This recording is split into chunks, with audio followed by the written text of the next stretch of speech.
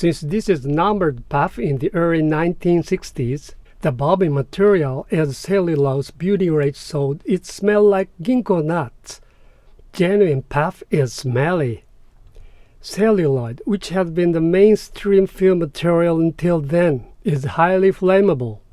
So cellulose butyrate was introduced in the 1950s instead. This is a so-called T-top P.A.F installed in the 1971 Les Paul Custom. But of course, it doesn't smell because it is a nylon plastic. Either way, it's a soft material. So you have to be careful when removing the coil wire.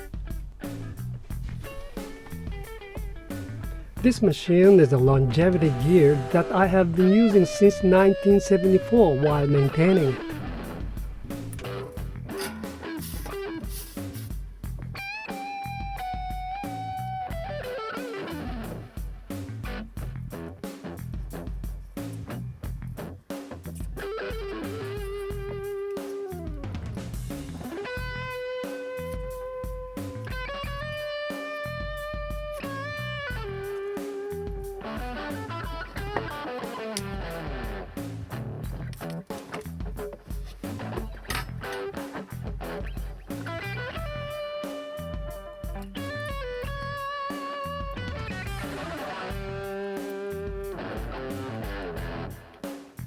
The pickup must function as a coil.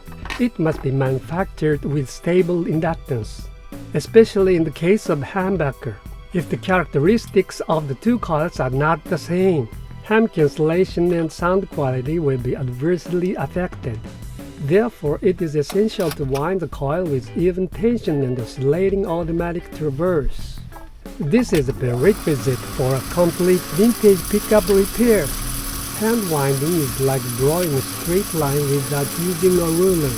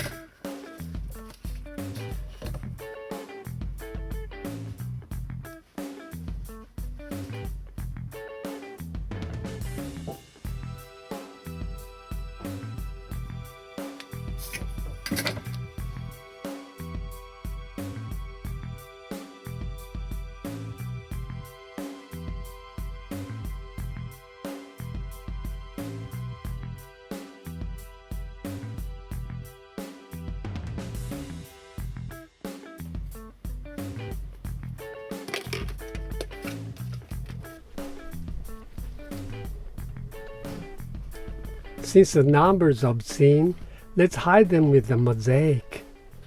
The total length of the coil wire reaches 500 meters. The DC resistance value changes greatly depending on the temperature. If you try to measure the DC resistance value of the current pickup, store it in the refrigerator about 5 minutes and then measure it again. You will be surprised at the difference in the value. Set a remagnetized Alnico number 5. All dynamic microphone and speakers magnets are Alnico number 5. I've been repairing a lot of old Gibson pickups for over 45 years, but I've never seen anything with magnets other than Alnico number 5. The reason is that when Alnico number 5, which had deteriorated due to seniority, is remagnetized, a very strong magnetic force is restored. In Japanese industrial standards, magnet with a low cobalt content other than number 5 cannot be described as a nickel.